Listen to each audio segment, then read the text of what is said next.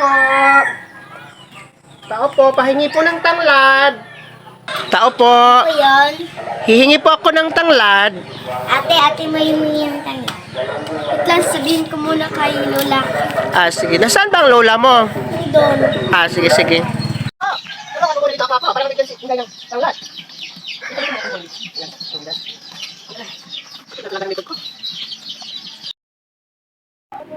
Salamat, Apo. Ito na po.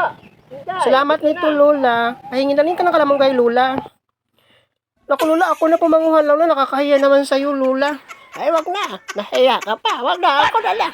Dali lang to. Simple lang to sa akin. Ayan. Simple lang to. Simple lang.